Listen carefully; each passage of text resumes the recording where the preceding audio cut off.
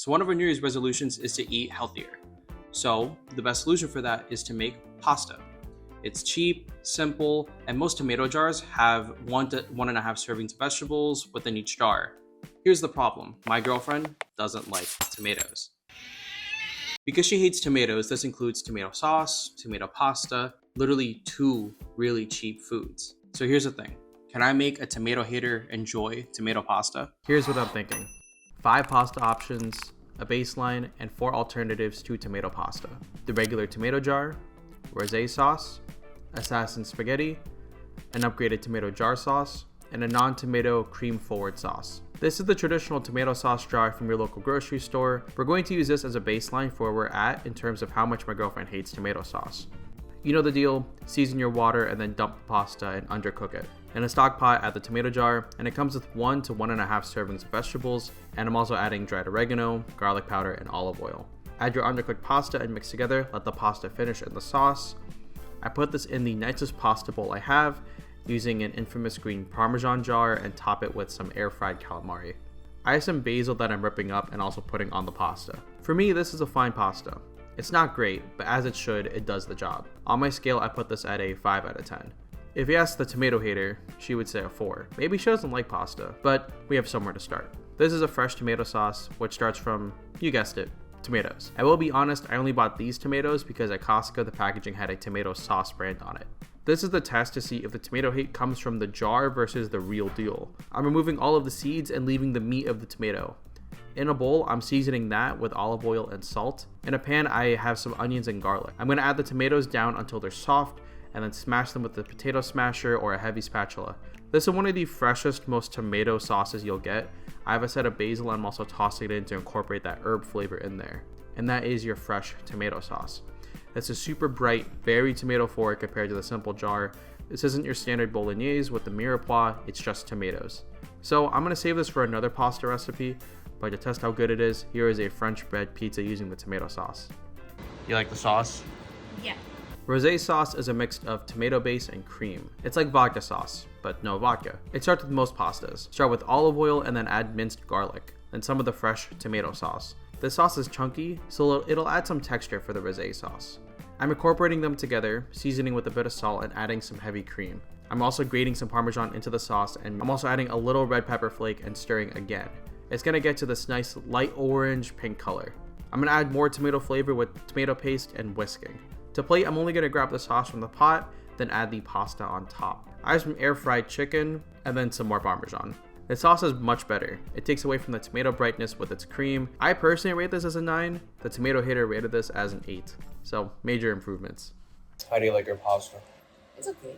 So instead of just a plain tomato jar, let's upgrade a tomato jar with additives. This is Dan's Pashman's Anything's Possible, and he has a diagram to upgrade a tomato jar. So adding texture, making it heartier or even spicier. So to make this plain tomato jar better, we're gonna follow this through. We have some time for dinner, so we have a path to making a 10-minute meat sauce, so we're gonna use grated parm and MSG. But as you see, I don't have MSG. I do have an umami booster though, and a touch of fish sauce. Alright, the improved tomato jar. It starts with the ground beef and olive oil.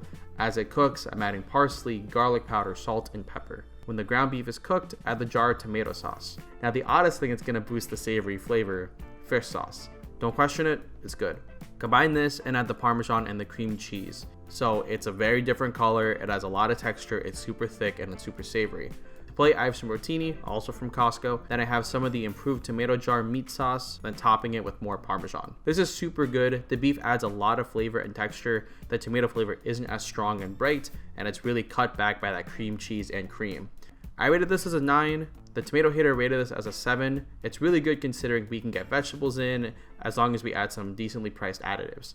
Alright, assassin spaghetti or spaghetti all'assassina is a super tomato forward sauce, but unlike your standard tomato pasta, this is also super spice forward. So this is assassin spaghetti. They call it that because of how spicy it is, it'll feel like you're killing me. But it's pretty simple. Unlike cooking your spaghetti in water and then transferring to a sauce, you're cooking your spaghetti in a pan and adding tomato broth a little bit at a time.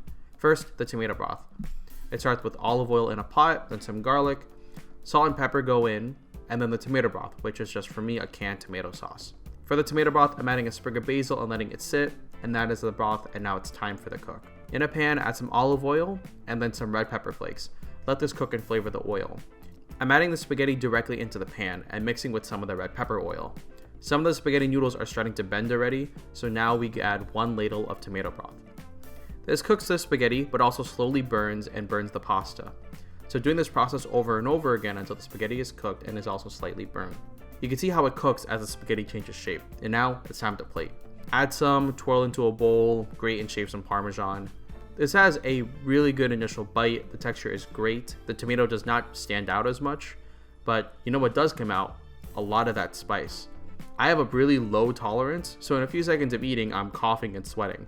Like, I cannot eat this. I rate it as a 6 though. It tastes a lot better than a tomato only sauce.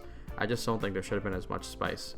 I don't think the tomato hater would enjoy this. Her tolerance is worse than mine, so for her, this is a 0. So as much as I enjoy using a Costco pasta box, this pasta video doesn't feel right without making at least one fresh pasta. So I use 1 egg per cup of flour. It's recommended to use a 00 flour, but I only have bread flour. So I have 2 eggs. So I go 2 cups of that on my wooden board, and I'm making a well. Next, go the 2 eggs cracked right into the well, mixed and stirred together. As it gets stirred, slowly combine the flour into the egg mixture, and when it comes together, use a bench scraper to combine it all together. Combine it until it becomes to a more cohesive shape. Wrap it up in plastic wrap and place it in the fridge to cool down the gluten for 30 minutes. After 30 minutes, take it out and sprinkle some flour on the countertop. Add the dough and roll it out until it's flat. I'm cutting this to fit my pasta roller and then using my pasta roller to get it to the right thickness. To use a pasta roller like this one, start at your highest thickness, for me that's 7, and continue rolling it out until it gets to 1.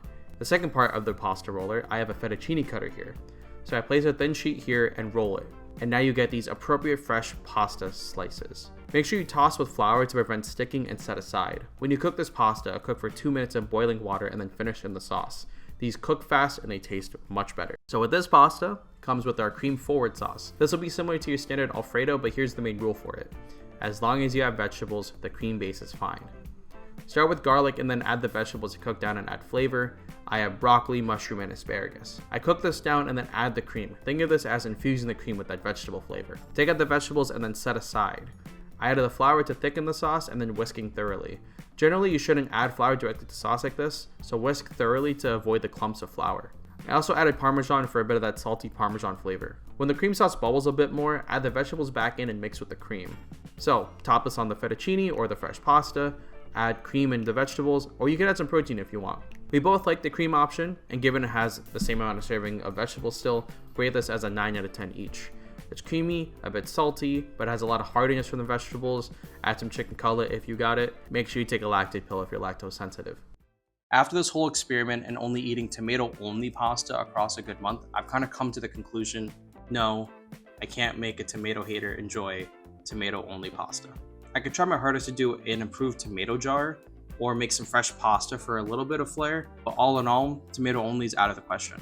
If need be, I'll probably stick with a cream base and add some vegetables to get some vegetable pasta, or stick to a rosé sauce. So a tomato sauce is a no-go, but a partial tomato sauce might be alright. Well, I guess I'll eat these tomato jars by myself. Is it expired?